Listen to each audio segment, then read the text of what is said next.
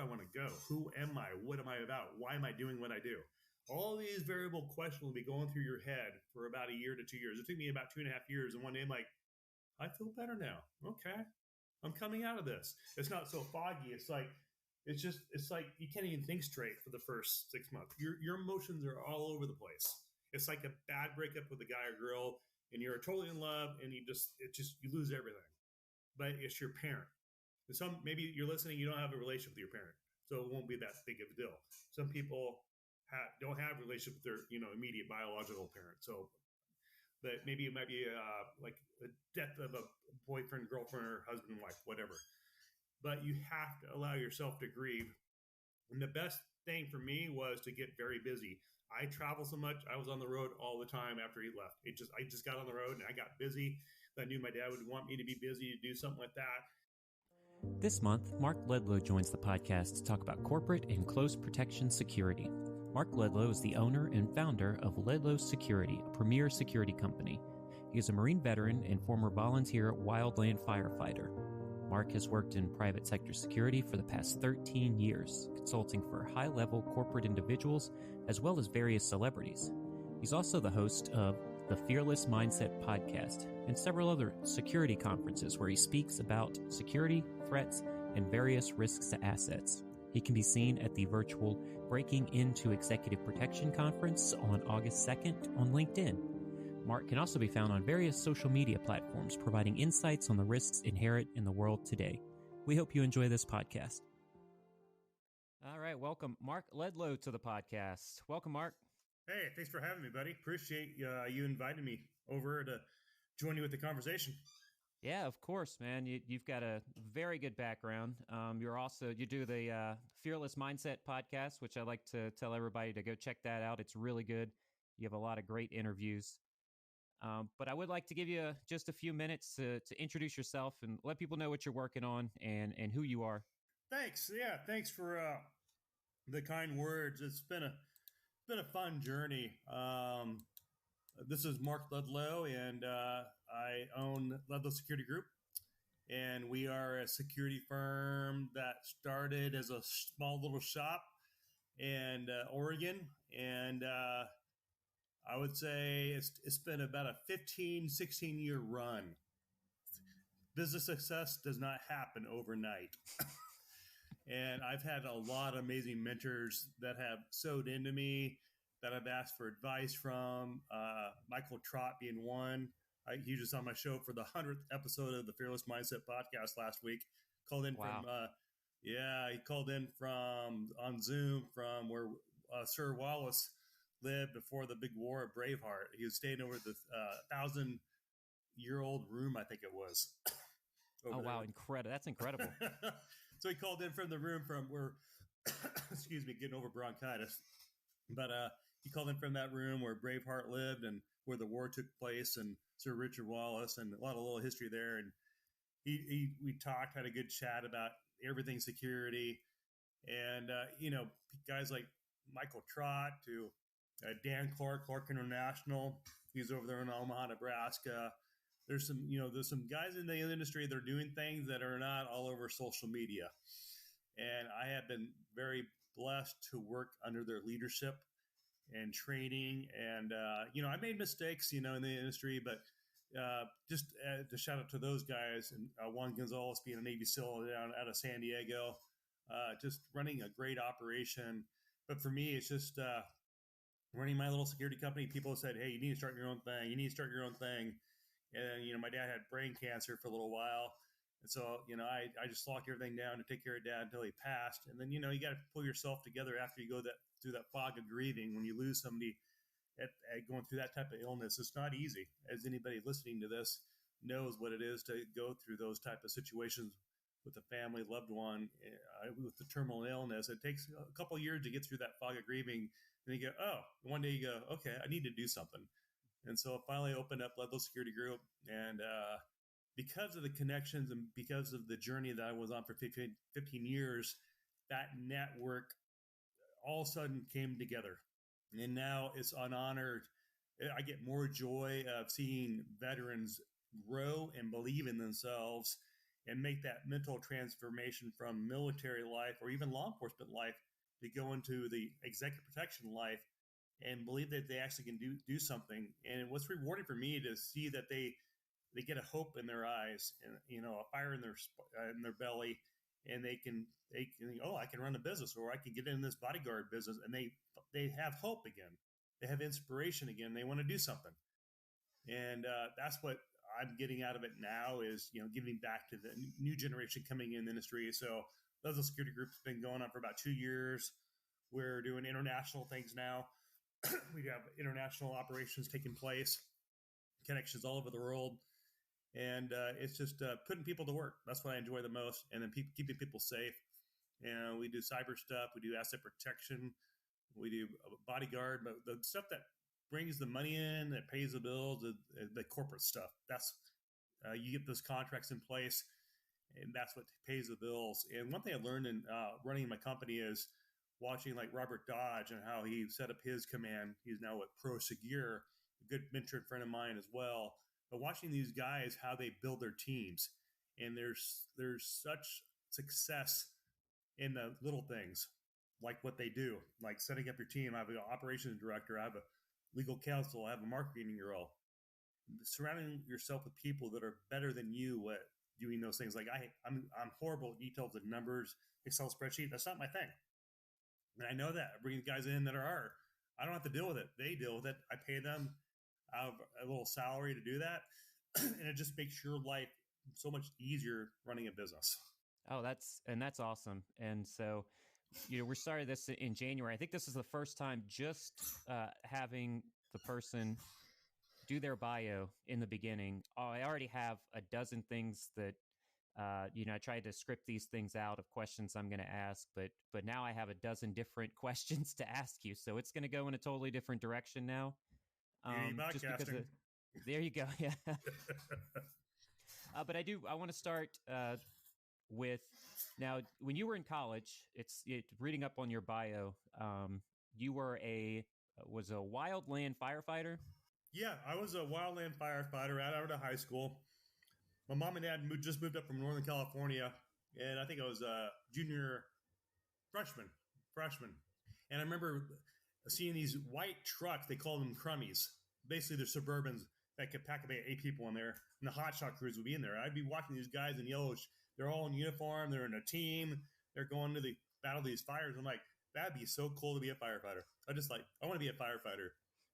And then just be, exposed to the elements. So I did that for 4 or 5 seasons while I was going to college to figure out what I wanted to do for the rest of my life. So yeah, I was involved in firefighting. Yeah, and then so you're talking about then you wanted to figure out what you wanted to do with your life, and was it right after that you joined the Marine Corps?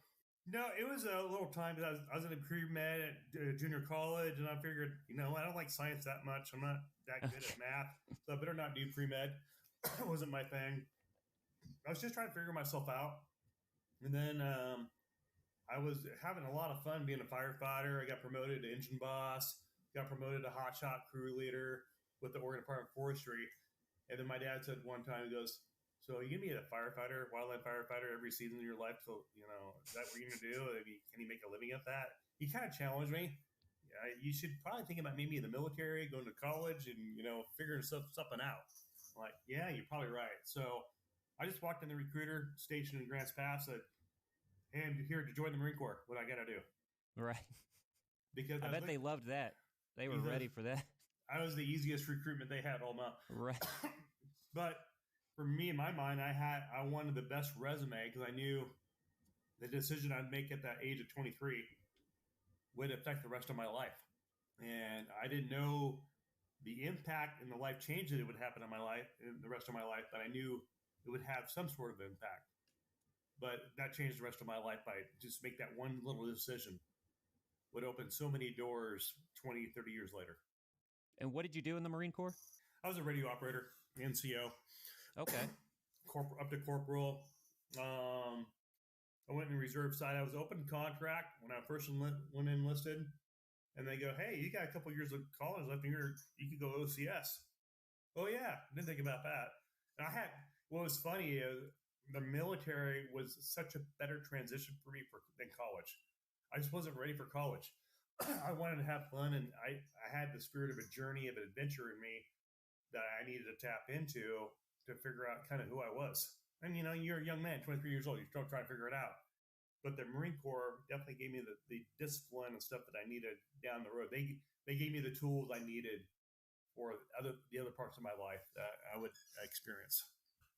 Yeah, and the military is really good about that, especially I would say saving young people from making terrible decisions. True. Myself included. My dream was always to go out to Hollywood, become an actor, live that life. And now that I look back on it, that was about 20 years ago, and I look back and I go, wow, I might not even be alive today if I hadn't changed my decision and joined the Army and experienced all the things that the Army gave me, which at the time I didn't appreciate and I didn't like. I'm not the kind of person that likes to be told what to do, but in the military they will tell you what to do, and then you just have to do it. But it just like you said, it kind of changed my life trajectory. So just like you're saying, it changed your life trajectory. Was that something that you were able to start networking, like you talked about at the beginning, having this network of people for to help you throughout your career? I would say the networking piece, I learned that away from the Marine Corps, away from college. I was invited to a mentorship organization outside of EP, Executive Protection, outside of the military, of Association of Guys that are multimillionaires for mentorship. And without going into too great a detail to bore the audience, that is where I learn, 1% does different things differently than 99% of the population. Right. There's a reason for that. And then I learned what the power of networking really was all about by that association. And like John Maxwell teaches in many of his books, there's power of association. And I would say going to conferences, industry conferences, that's kind of where I started doing the networking thing. I was just naturally good at with people. I just had a natural interest, inquisitive mind like you do to have a conversation with some people. And so people would naturally gravitate towards that personality. You're warm, you have that gravitation pull. And so people wanted to talk to you. And so it was natural for me to go talk to anybody. And then before I moved to LA after college, when I got out of college, I I got job offers in corporate America in Oregon. And I was like the number one producer for WAMU in business to business sales, and ranked number one each month in that. I was with WAMU Merchant Services, then I was with Key Bank, and I was with Sprint PCS in business development. So that's kind of where I got busted my chops a little bit in the business world to understand what the business world was like in pipelines and different business terminologies from that experience. And I think when I transitioned from corporate America and went into the security private sector, it was just a natural instinct. And so now I'm building a business. You have to go to where the decision makers are that make those decisions. So you have to go to these different conferences. And so I started going to a lot of conferences, getting to know people. And I think that course of 15 years going to a lot of different conferences and starting to network. And then, of course, now we're on LinkedIn. LinkedIn is like its own little conference. Yeah. It is the networking for business professionals for sure. Mm-hmm. So if you can, because you work in close protection security, could you explain, what close protection is, how it's different from a typical like security guard, and why it's important? The reason why it's so important is people, high net worth corporations, they need close protection for workplace violence. They terminated somebody. That person may have been a former veteran. HR is a little scared, nervous. Maybe they have the person that was terminated has some stuff on their social media that made HR a little nervous or concerned. So they bring in a close protection agent or executive protection agent to that work site to provide security services for a few weeks until, usually it's 2 to 3 week coverage, and nothing happens and it's cut off. That's executive protection. Usually that agent is skilled in law enforcement or military. Typically they're armed with a license to carry in that state. How they're different is, a guard is like a guard you see in a uniform at a mall or at the airport, standing post. Right. It's a different skill set. EP would be much more advanced skill set. Naturally, that bill rate is going to be a lot higher because the client is paying a much more higher price for a quality retired law enforcement or veteran to do those services for that client. And if somebody's looking to get into close protection, if this is something that they're interested in, because they may have a military mindset, or they like the thought of that close protection, what sort of career field should they look into? What sort of things should they be doing, and people that they should be interacting with? What I would do, it's funny you had mentioned that. We just had an all conference call on a online training event I'm doing with John Schumann, who's retired Secret Service, and Monica, who's the head of security for LinkedIn. We were just discussing that. And one thing we're seeing on people's resumes are all the shooting, moving, grooving on their resumes. Guys, if you're listening to this, girls, if you're looking for a job in corporate America, they don't care about that stuff. If you're trying to be Jason Bourne, go overseas. American Right. corporate culture does not, they don't care. Customer service, customer service, customer service. And typically, a lot of the corporate cultures, they do not approve of guns or weapons on their campuses. So I know a lot of you guys listening to this probably are, what tactical school should I go to? I would focus on medical, maybe a few days of basic EP, basic foundation course. But those, what you should do is I would harness your resume, get a good resume writer to find key buzzwords, and stay away from trying to be Jason Bourne on your resume. It's a turn off. And that's true a lot in the corporate world. We former veterans who try to help others with resumes will try to tell veterans the same.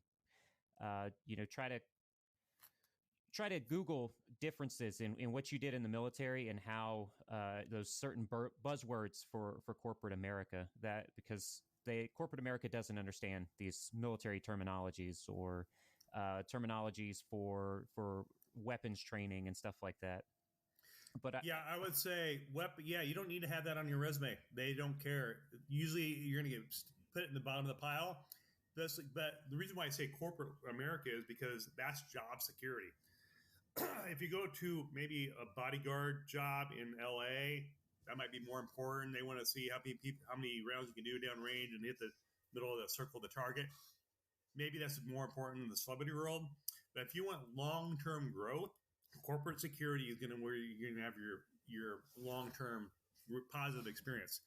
I tell you right now, from my own experience working celebrities and stuff in LA, those are called gigs.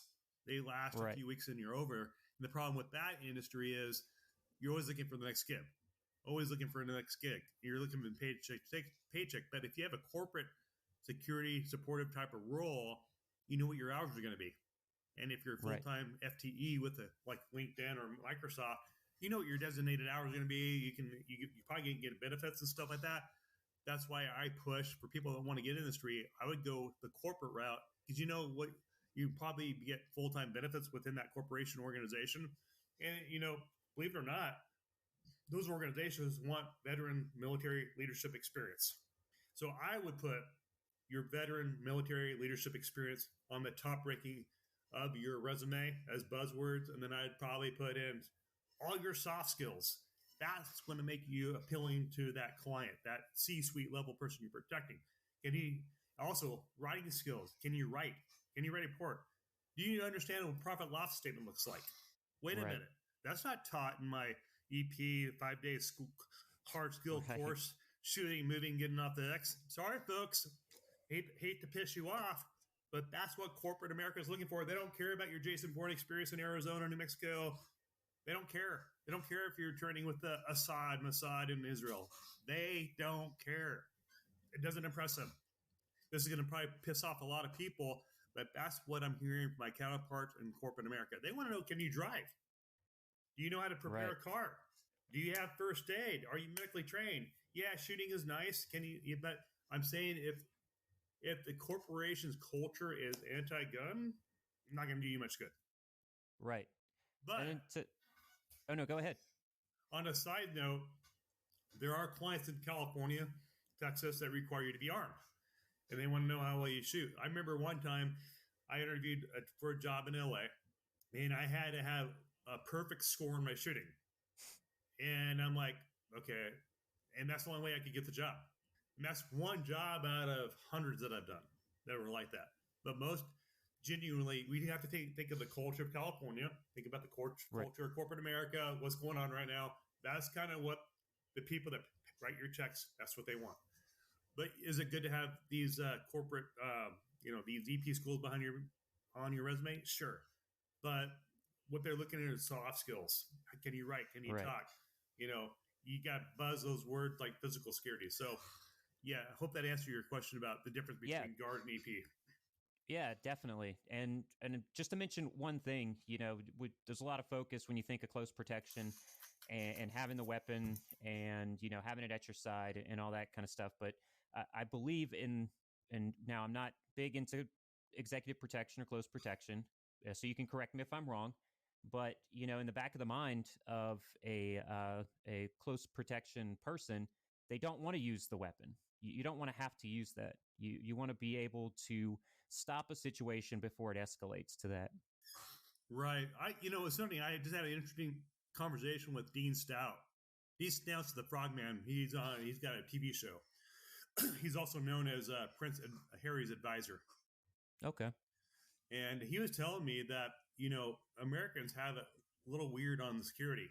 Because we are armed, we don't hesitate to take our principal through harm's way. We don't hesitate. Over there in Europe, England, they'll find a way to go around. Right. We have a thing in our head in America where we'll take our principal right through the danger zone because we're packing. He said we would never think of doing that and where we run, where we do our ops, we would never do that. And that's how America is so different from how we do security.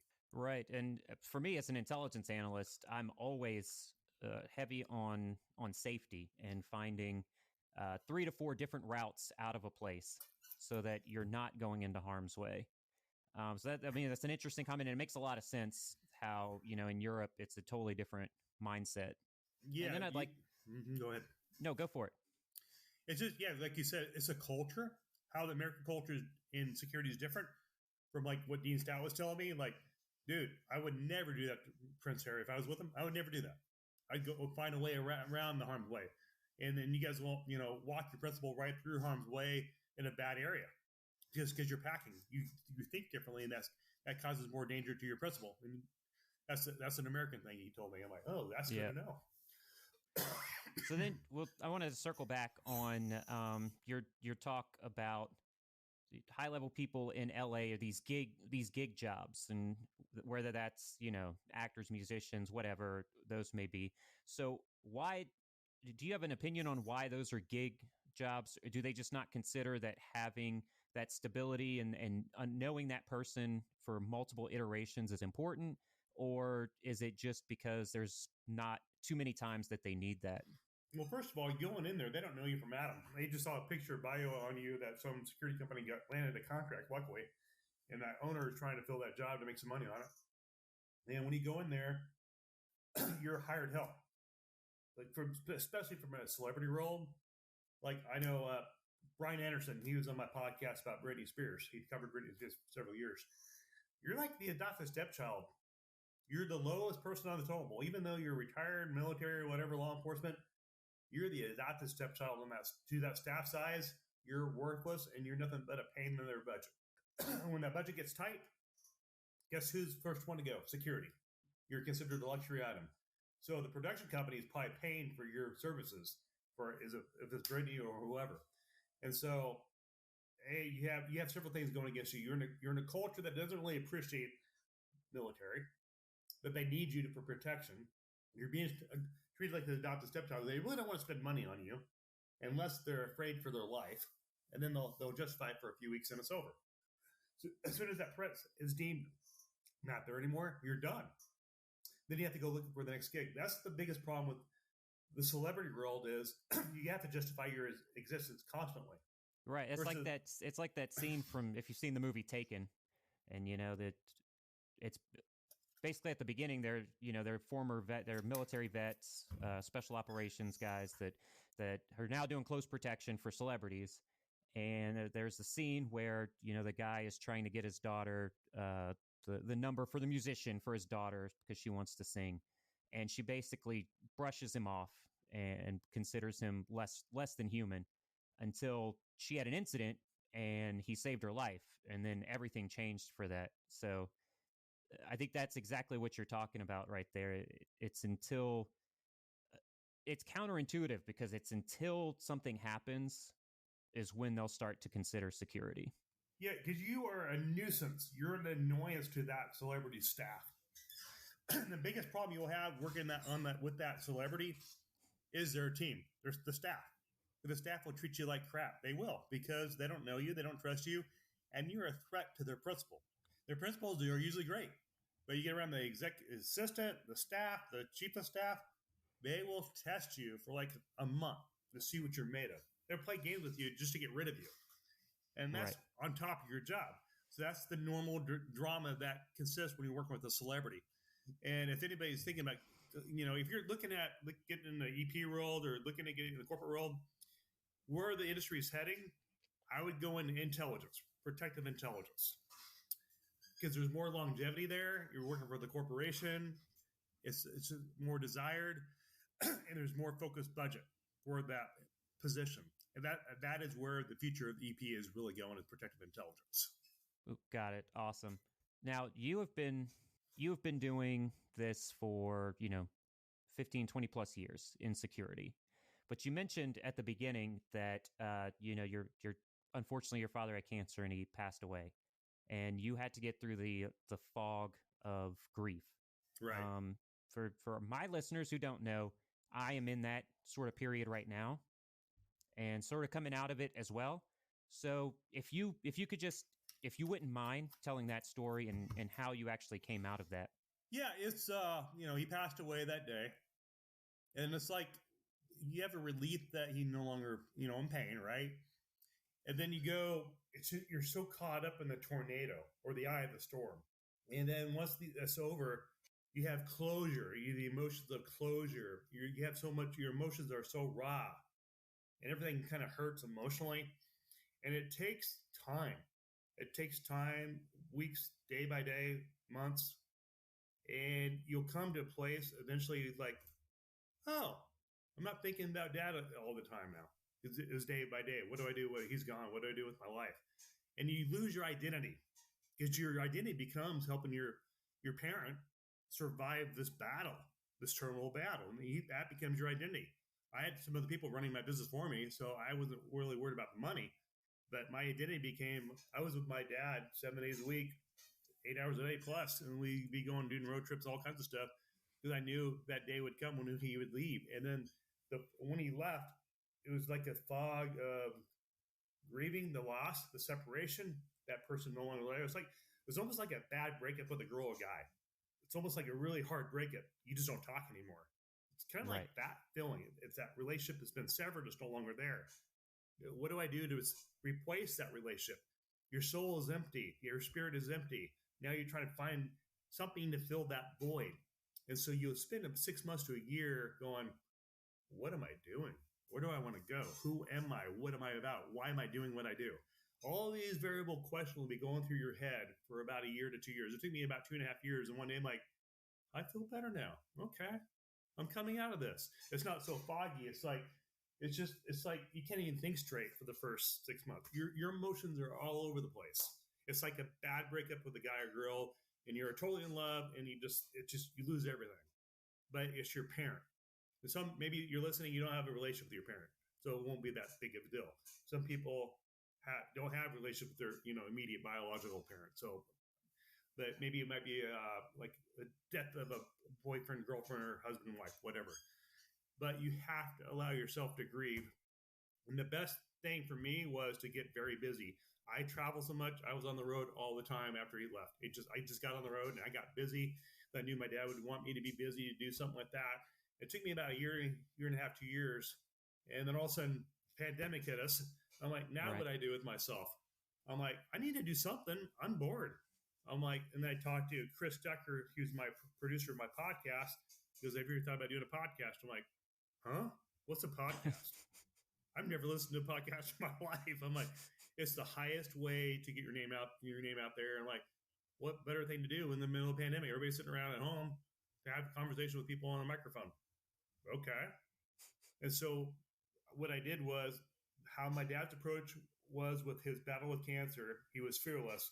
So I then called my podcast The Fearless Mindset in honor of my dad. That's awesome. It's a great transition here into I'd like you to explain the Fearless Mindset podcast, because I consider it's a great conversation that you have with a bunch of phenomenal people, and I highly recommend it to all of my listeners. But I want to give you an opportunity to explain.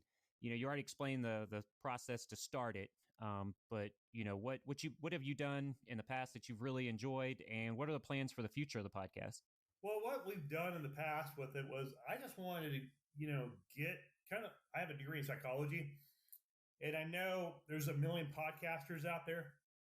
I'm like, well, how can I be different in my conversation with my guest? Well, the listeners want to know how my guest thinks. They don't really want to know about Mark Ledlow. I'm the host. They know who I am. They want to know Frank Muir. They want to know the Navy SEAL Juan Gonzalez from Eagle Eye. They want to know Brent Gleason's leadership. They want me to ask those certain questions to say, hey, like I had John Fisher on say, hey, we ever feel fear for your life when you're protecting your client? No, not really. And the audience wants those questions to be asked, and you are the voice for your audience. And that is why once you do that, you become the great storyteller of your guest. That is when your show will blossom and blow. But you have to take it off yourself, focus the attention on your guest, and peel that onion layer by layer to get to know how that guest thinks. What did they do to overcome their fear in their life? What was the trick? What was the recipe? What was that defining moment in their life where they had to pull that trigger to overcome adversity? What was the trick? And then that is when that content starts flowing. That is when you get that clutch and you go, oh, here we go. It takes time to get there. It took me 12 episodes to get over myself so I can have a conversation. Right. We're always learning, and especially with new technologies. And in the grand scheme of things, podcasting is a brand new technology, a brand new way to communicate. And I'm glad you did bring that up, because I try to do that and just allow you as the guest to speak about your experience and promote yourself and tell the stories that the audience wants to hear. And so, do you have any favorite moments in your podcast? I think when I had Steven and Pepsi Cola on, that we went a different. I had no idea the route we would take. I had no idea it was going to go the way it went, but it really became a masterclass in leadership. And Steven just opened that can of worms and he went after it. And I was like, I really enjoyed that. Frank Muir is a business partner of mine now. Two-time world heavyweight champion. We're launching our own training system together. But Frank is, here I am, here's me, whatever. He's done, he's now he's a contributor with Fight Pass and all that, ESPN Fight Pass, and now his daughter Bella is like 3-0. But Frank is just a humble guy. He's so nice. Everybody loves Frank. You hang out with him in Vegas and, everybody's taking pictures with Frank, but he has a huge heart just to serve. And and then he has a mind. He's a networking crazy man. I thought I was good at networking. Frank, 10 times me. No. But I I think the best talks have been the one where I am focused on my guest, not thinking about anybody else, but you and me right now. Those are the best conversations. And I think for podcasters getting in this industry, I think what happens is you get so locked in about, I got to record it. It wasn't perfect. You need to be perfect and present at the given time during the show. Yes. I think that's where people screw up. They become their worst enemy because they're trying to be perfect. Well, Joe Rogan's done how many thousand, maybe millions of hours of shows to get where he's at? Give yourself a break.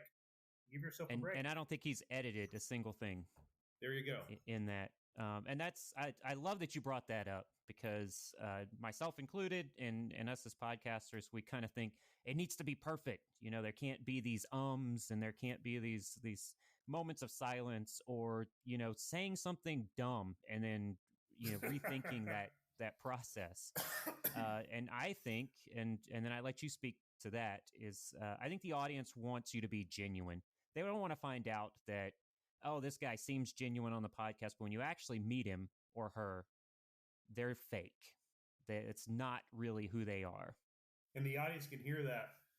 I think what I've learned for myself is just the best comments I've had or response was, it was like I was sitting with you guys at the bar at a restaurant hearing you guys talk. That is what the audience wants to hear. They don't want to hear a scripted interview. They can watch one of the network media outlets, which we all hate. That is why podcasting is exploding, because people want to get factual information. Exactly. And I think that's the beauty of telling a story as a podcast. Hey, let's have a chat for an hour or so. And like I was, okay, you just asked me the best podcast I've listened to. Yep. Okay, if you're political, you may want to cover your ears. Okay, here we go. This is going to piss some people off, but I've been following this guy for many, many years. I have a mad respect for this guy. He served our country. And Eric Prince just did a 3-hour podcast with somebody, I don't know who the guy was, with POC.com or something. I just stumbled upon it. I think I was LinkedIn or something. I'm like, Eric Prince never does podcasts. And I think this guy was a SEAL team guy that's running the show. And I just stumbled on it. It was last week. I listened to the show for 3 hours. First time I've sat and listened to podcasts for 3 hours. But the facts that Eric Prince brought to the table in the conversation just blew my mind. He covered military, he covered overseas, he covered policy and all that. And he went after the polishes in D.C. and the swamp and called them out for what they were. And yeah, if you don't want to hear this, don't listen. Just if you want to hear about this. But Eric Prince is a Navy SEAL, found in Blackwater. The Chinese government hired him to do some stuff in Africa. And the guy is sought after because he knows he's a businessman. He's a former Navy SEAL. I have the mad respect for him because of him serving our country, what he did for us in Iraq when the American military couldn't do anything. Eric Prince pulled it off with Blackwater. So shout out to Eric Prince and the Blackwater guys for doing what they did, and many, many guys that I know that served. But that podcast. And what do you remember what podcast that was? What it was called? Just because I know some of our listeners do want to listen to that, and they'd love to go back. I'd have to go to Mark Ledlow Facebook. I posted it on Mark Ledlow's Facebook page. I posted the whole thing. I thought Facebook would censor it, but they didn't. They didn't pull it down. So just go to Mark Ledlow on Facebook, and you'll find it. I'll keep it up there for your audience so they can check it out. But it blew my mind. It was probably the best podcast I ever listened to because it was fact, informative, it was truth. It wasn't left or right. And Eric Prince, guys, I think he said he's a libertarian. He's not claiming party sides, but he was just pissed off. He was upset on how he actually came out and called the Pentagon out and said the Pentagon is a military industrial complex. And he called out the brass. He called them all out. He said they're all a bunch of graduates from Yale and Harvard, and they're all swayed one way or another on political decisions. He said it's the swamp over there. I'm like, whoa! And I'm a Marine Corps veteran. And I'm like, you know what? He's speaking truth. Right. It's not coming left or it's coming right, but he's calling it how Washington elite are. I don't care if you're Republican or Democrat. It's garbage. Those guys get wealthy as soon as they get in office. They become millionaires. Why? Because the lobbyists. Right. And this is something that, that's what you're bringing up right now. And whether you call it the swamp or bureaucracy of DC is sort of the reason why I wanted to start the podcast that I did, our weekly podcast, This Week Explained, is because of the media influence into politics and to hold, all governments around the world, the US, the UK, everywhere, accountable for what they're doing. Because the way I see it is a lot of people on either side get into it for great intentions. And we can go about and say, I dislike this person or I dislike that person.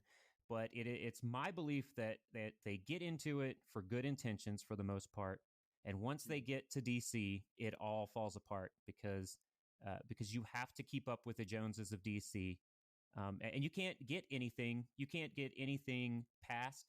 You can't get anyone elected unless you take a side. It's not for the people in their community. It's for how are they going to grow their brand and their business. So I'm glad you brought that up. Yeah, and Eric brought up a different point too that just got my attention too, because it's the lawyers that run DC. You're right. And I'm like, wow, I never thought about that way. And he just flipped a switch in my head that wasn't there before. Because I have a lot of friends that vent to me about what's going on being a Marine. What do you think? And I'm like, but Eric Prince just put a whole new, brand new paint job. He put such a beautiful painting on the wall to where it gave me so much clarity on how it operates and functions in DC that I never thought about before. And because of that podcast. And it just gave me clarity on what's going on with our country and our government, you know?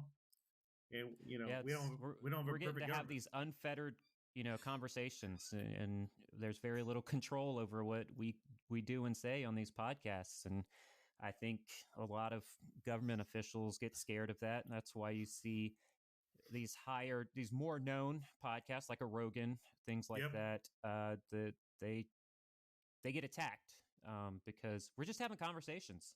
We're having a conversation. And this is why podcasts like yourself are going to explode, because you can bring on a subject matter expert, not being me, but somebody else that has expert knowledge in whatever subject you're talking about. And people want to hear that. Like I'm going to have probably Corey Mills. He's a Fox News contributor, veteran himself. He's back on my show in probably a couple of weeks. We're going to talk about Ukraine and Russia, because when's the last time you guys heard anything about Russia and China on U.S. network news? Never. Well, on our podcast, you hear about it every week. We're bringing it up every week because you're right. I've noticed the exact same thing. So you get these data points of, is that true that people are just ignoring it or that they don't care anymore? And so you've already got two data points here. We're both seeing the same thing. I mentioned it the last 2 weeks in a row that it seems like no one cares what's going on. It was big in February when it kicked off. Yep. And then, in April, May timeframe, we went back to complaining about what we always complain about, things that don't matter.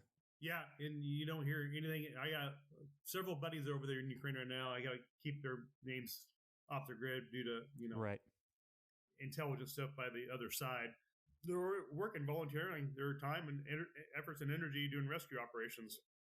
And I'm hopefully going to get Corey Mills on my show in a couple of weeks. Maybe he can give us more of a download on what he knows is going on. But there's definitely an interest by American network news on why they're not covering it, why they are covering. I don't know, but there's stuff going on that they just don't seem to care about. It's just so it was like hot and heavy, and then all of a sudden they all pulled off. Yeah, I mean that was going to be my question to you because I don't understand it as well. Why do they not care anymore? And I haven't found an answer to that. Even Eric Prince brought it up. He had a great explanation on the whole Russian thing, Ukraine thing. You have to listen to it to get his version of it, but it made total sense. It's a proxy war. It's military industrial complex might be doing their thing, might be some brokerage deal. But here's my question: why again is America putting the bill for another war? Why are we using U.S. tax dollars, our hard-earned dollars, taxes, to fund this, whatever war this is? Why aren't we demanding European nation to get more involved like what Trump did? The guy's a smart businessman. I'll give it to Trump. He knew what he did. I'm not going to tell you how I lean left or right. But why aren't they helping pay that bill? Why the U.S. tax dollars paying for another war that had nothing to do with us? But we need to protect a sovereign country. I believe in that. I believe Putin invaded a sovereign country to expand, the Soviet, dominance again. But why is our tax dollars being spent to support another war? I hope to God we don't send troops over there, American troops. We've been in enough wars. We need to keep our boys and girls here at home for our own little wars. Let Europe handle that stuff over there. They can handle, they can finance it, but why are we having to finance that? That really pisses me off. because we should be demanding more from the United Nations. They need to open up their coffers. They have plenty of money too, and that kind of infuriates me that we're not asking for any money. It just pisses me off. Right, and even with the the UN, the problem there is you have two countries that have veto powers that are starting wars. Yep. You have Russia, and then you have China, and everybody who's listened to our podcast knows how I feel about China, and that we will be in a war with China within at least the next 5 years, but I think it's going to be much sooner than that. They're watching to see what's happening with how we handle Ukraine and Russia. I think before they pull the trigger, everything's strategy. And they're hoping it's the exact same strategy that's right now. If we just send them money, send them some weapons, and let them fend for themselves. And I don't think that if China gets into Taiwan, I don't think that Japan, Australia, those very close relationships that we have, they're going to allow us to sit out. Yeah, Eric, I think he brought up a good point about Taiwan. Just the amphibious side of mobilization for China to get into Taiwan, it's rocky. The shores are rocky. It would be an almost impossible mission for the China to overtake, because I guess Taiwan's very rocky, and for a type of war that it would be almost impossible. I could be wrong. I could be incorrect. So just listen to that podcast that Eric Prince did the other day. I'm sure you can Google it and find it, but yeah, I think he was pretty certain that would never happen. Got it. I mean, it would probably be an air war, might be more than a ground war. And so then we have to believe that the aircraft in that area can defeat Chinese aircraft, and what they've been able to reverse engineer by stealing. We talked about that, just released this week's podcast, and that was the main thought for this week. The reverse engineering and the corporate and military espionage from China. Oh yeah, that's happening on a day-to-day basis. Absolutely. I think China fights a different type of war. You have to think about it. It's not going to be blood and bullets. China is currency manipulation, cyber manipulation. They work hand in hand with Iran and all those other guys in Russia. They have whole entire cyber battalions. So that's all they do is cyber stuff, bring down grids and all that. China, they play a different game. And like I talked to a buddy of mine who's a Navy SEAL. He said, China plays a long game. America plays a short game. That's where we have error. Our politicians and our bureaucracy, we are so short-sighted. But China, they're in for the long haul. They have all the time in the world. Yeah, that's why they've been able to sit there for COVID and run the zero COVID policy, right? Where no one can have COVID because, first of all, they're an authoritarian country. And secondly, they continue to play the long game. They can see 5-10 years into the future how some of these policies they enact will actually set a precedence maybe for other countries to do the same and become authoritarian as well. Or it will benefit them by allowing them to increase maybe their cyber people in their cyberspace and force people, you start forcing people to work from home. You can work online and start hacking, doing those kind of things. And it becomes very difficult for a democracy, for a free country to fight that. And then I'll apologize to you because we won't get any listens in China. So I do apologize. Probably not. But yeah, I think Eric made a good point in his podcast too, where he looks at, America as a republic, not a democracy, more republic, but we are heading into an authoritarian type of government. The way things are going right now is definitely becoming authoritarian. It's definitely changing. Right. Yeah. As far as through, on the guise of safety, everything should be enacted on the federal level. Anyone who knows me knows that I'm not someone that enjoys federal bureaucracy and having the federal government tell other states what they should and should not do. I think I always explain it as, I might get pushback here and there because I'll say, if you don't like what's going on in Montana, or, you're in Oregon right now, if you don't like what the laws being enacted in Oregon, the great thing about the United States is you can move. Yep, you can. You don't have to show papers to go from Oregon to Florida. You can go there. You can, you own a business, you can move your business anywhere. And California is seeing that, right? A lot of companies that are getting taxed way more than they want to be. They don't want to pay the taxes, so they don't want to deal with all the regulations. They've moved out, and states like Texas and Tennessee and Florida are thriving because of this. And you're going to see. But that's why I say, if you don't like guns, you don't like the Second Amendment, you can move to Washington, Oregon, California, and you can have your business there and feel safe and protected. If you're a huge Second Amendment person, or you're, any other rights that you think a state's trying to take away, you can move. Now, when the federal government enacts that sort of stuff, you have no decision. It's much more difficult to leave the country and become a citizen of another country to get away from that authoritarianism. Yeah, you just brought up a good point too. You know how we're hearing about the word recession all the time in media? Right. Recession's coming. Like the boys crying wolf. All of a sudden, I was on the phone call with QuickBooks because they have a bunch of my money on hold because it was such a large invoice for services rendered. And I said, hey, by the way, I'm hearing all the stories about, recession coming. What are you guys seeing in QuickBooks? We don't see any signs of recession here. We're blowing up. We are growing so fast. Small businesses are making money. People are transacting. There's no signs of recession at QuickBooks. I'm like, isn't that interesting? How the media is already building it up before the midterm elections, that the sky is falling. I talked to QuickBooks, a vice president of operations. They said, our fourth quarter is exploding. QuickBooks. Wow. And then you hear all the sky's falling, recession, depression coming around the corner. I talked to QuickBooks and Intuit. They handle small business transactions of a lot of money. And they said, we're the busiest we've ever been.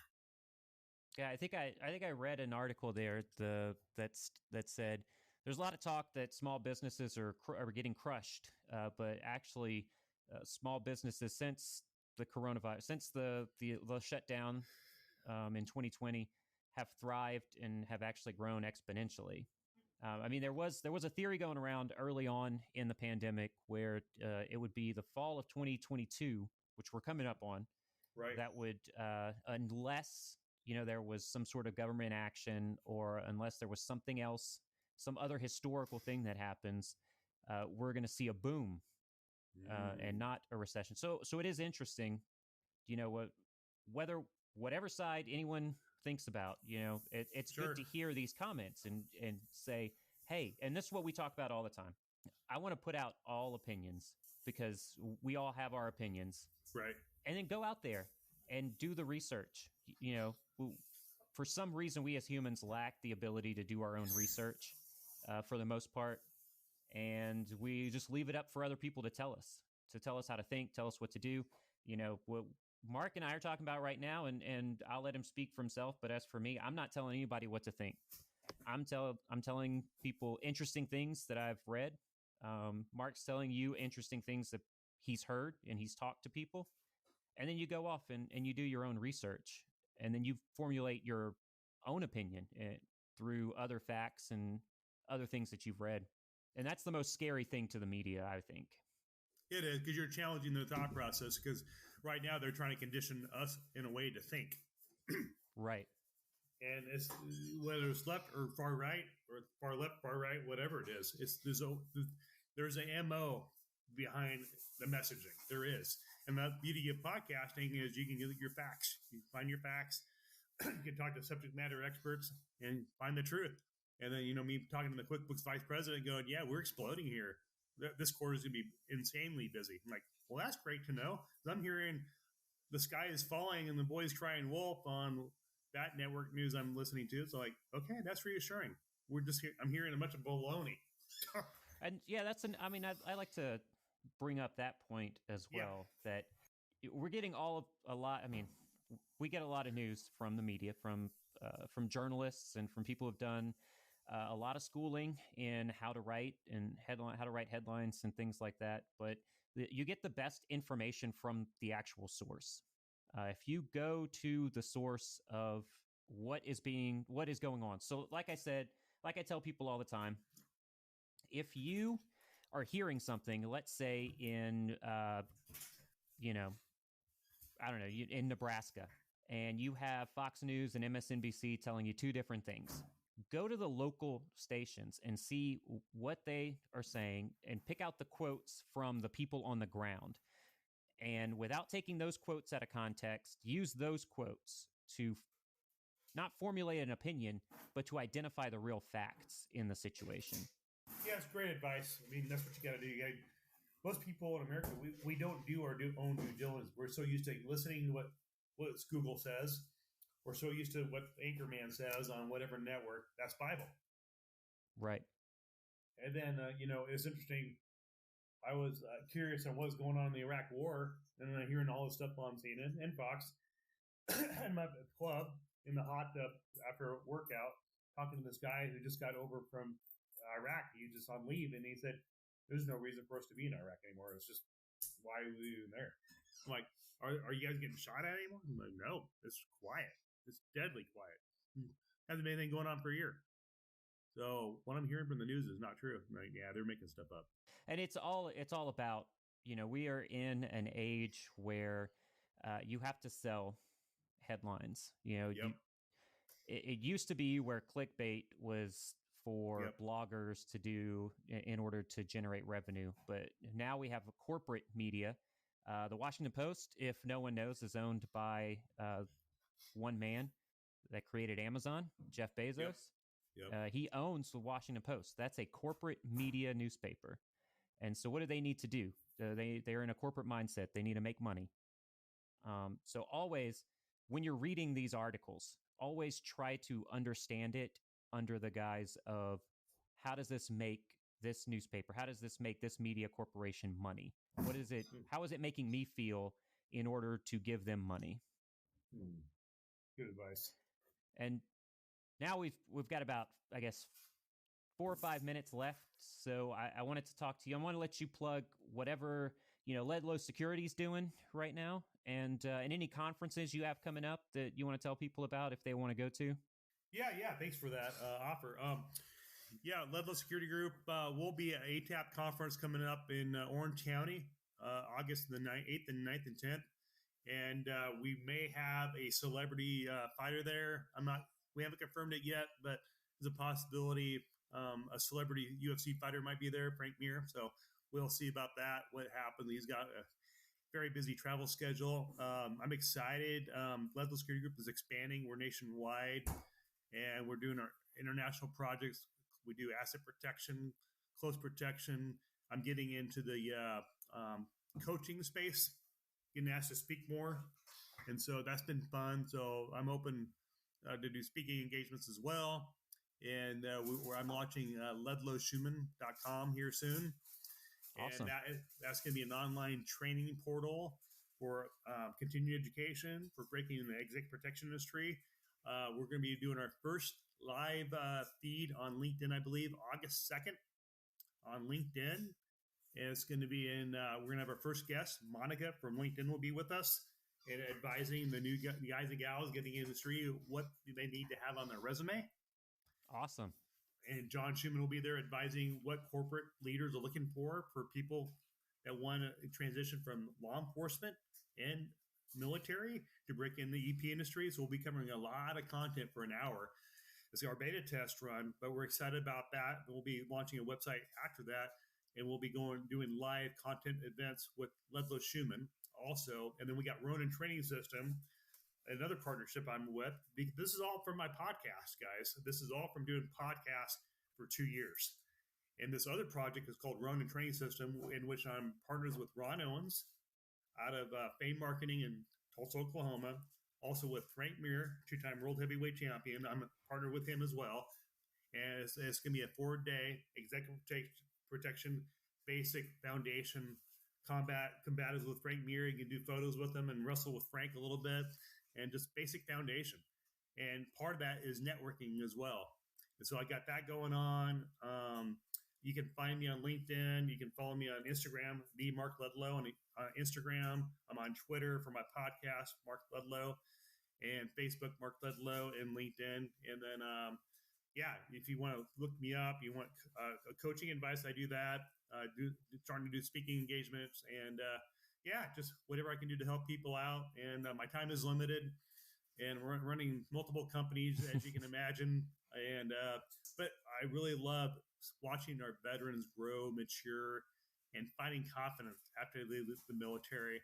And I'm really excited in the next chapter in my career, helping them out too. And awesome. Yeah, that's a big thing on my heart as well, is especially the mental health side of our veterans and more people now like than you ever. and I. Yeah. I confidentially had a call with somebody in the Pacific Northwest who became, I'm not going to name names, but he was an overnight celebrity sensation. And we just had a good talk the other day. And he reached out to me through a mutual friend, another devil dog. And we just had a really heart-to-heart talk. Wasn't on a podcast. Is one of the, hey, what stays in the phone call is on the phone call. And it was nice not doing a podcast with somebody at his magnitude of what he did. He became an overnight sensation. And he just kind of shared his emotions and feelings. And there's a lot of veterans going through some tough times right now because of the pandemic, COVID. I know many, many guys. I just had a conversation with a good friend of mine. He just told me that his wife is filing for divorce with him today. I'm like, oh, but that's happening across the country everywhere because people were locked in a box for 2 years. Yeah. And people just got sick and tired of being around each other. So there's a lot of raw emotions right now. If you don't feel worthy, you are worthy. And if you serve your country, you are worthy. You're not garbage.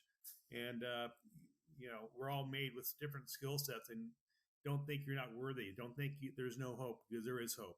And if I can be a service to serve our veteran community, you want to, hit me up.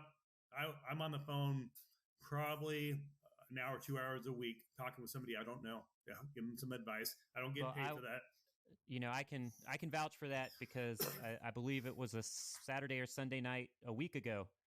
And I just messaged you and said, hey man, I'd really love to get you on the podcast. And it took, I think, 30 minutes for Mark to get back to me, and we set this up.